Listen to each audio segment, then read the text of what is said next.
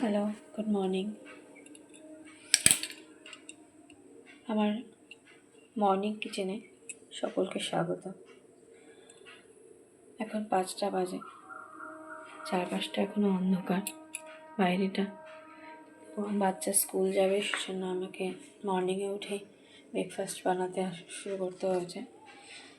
তো চলো, আজকে আমার বাচ্চার জন্য আমি মেথি আলু পরোটা বানাবো, সেটাই রইল সবার জন্য।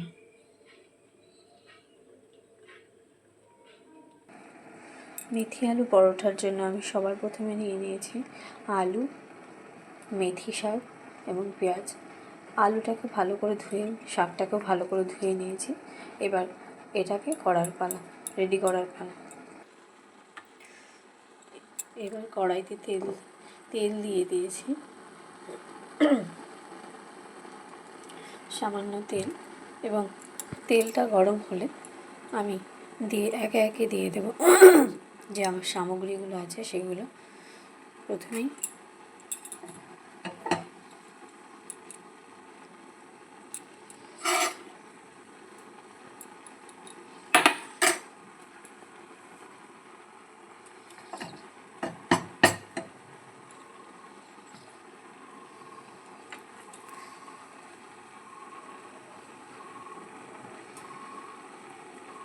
তেলটা একটু গরম হয়েছে, প্রথমে আমি দিয়ে দিলাম কুচো করা পেঁয়াজ।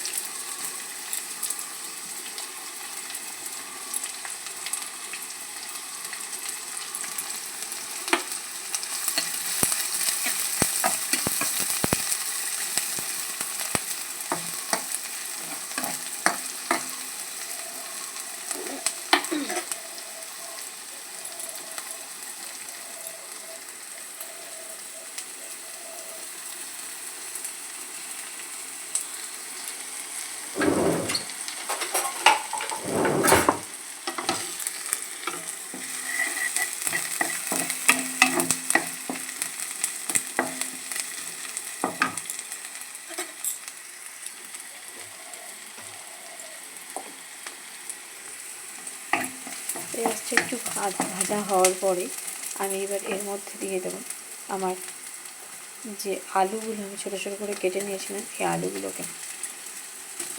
এটাতে আলুর পরিমাণটাই বেশি যাবে, কারণ মেথি শাকটা একটু তিতো প্রকৃতির। মেথির গন্ধটা আমাদের খুব ভালো লাগে, তাই আলুটা দিয়ে আমরা তার শেষে মেথি দেবো। একাতি পরিমাণ মেথি আমি নিয়েছি। একাতি মেথি শাকের যে পাতাগুলো, সেগুলো ভালো করে ধুয়ে কেটে বেছে নিয়েছি।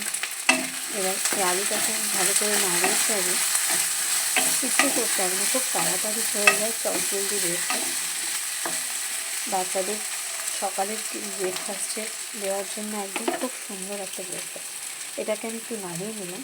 নাড়িয়ে নেওয়ার পরে আমি এবার এর ওপরে এই মেথি শাকগুলোকে আমি কুচোও করিনি, দেখতে পাবো এখানে এই মেথি শাকগুলোকে এর ওপরে দিয়ে দিলাম। এবার আমাকে আর কিছু করার নেই, আমাকে আর কিছু করতে হবে না। আমি জাস্ট এটাকে এই ঢেকে দেবো।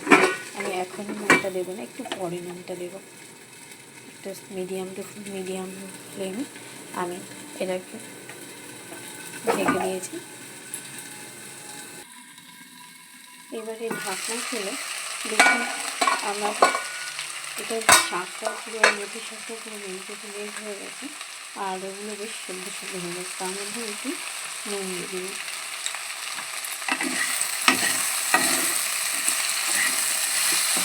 আসলে এই মেথি শাকের জলটাতে এই আলুগুলো সেদ্ধ হয়ে গেছে। আরেকটু হবে, আলুগুলো মোটামুটি সেদ্ধ হয়ে গেছে, আরেকটু হলে আমি এটাকে নামিয়ে নেব।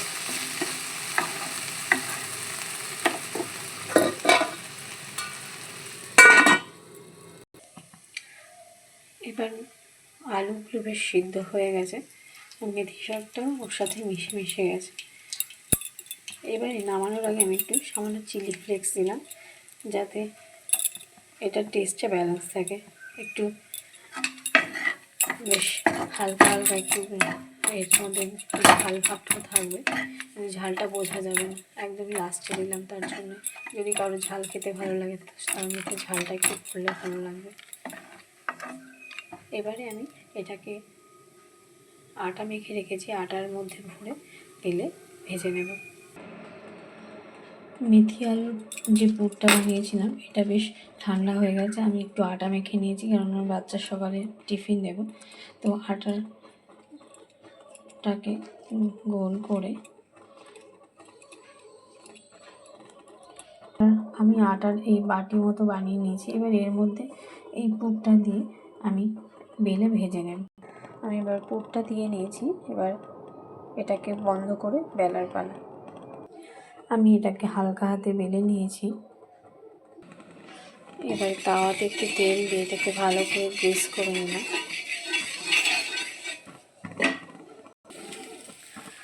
এক পিঠ ভাজা হয়ে গেছে, আর একটা পাশ হচ্ছে।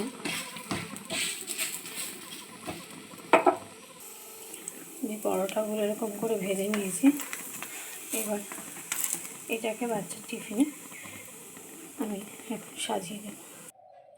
এবারে পরোটাটা রেডি। পরোটাগুলোকে আমি ছোটো ছোটো পিস করে নিয়েছি, কারণ আমাকে টিফিনে দিতে হবে। আর ডিপ দিয়েছি সস টমেটো দিয়ে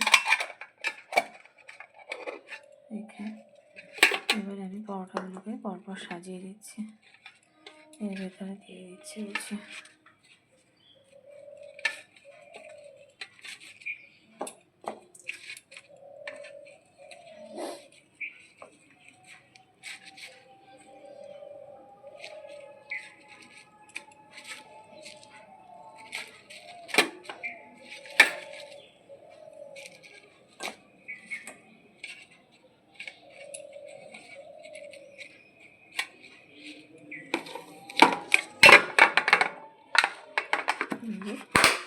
lunch box tiffin box ready.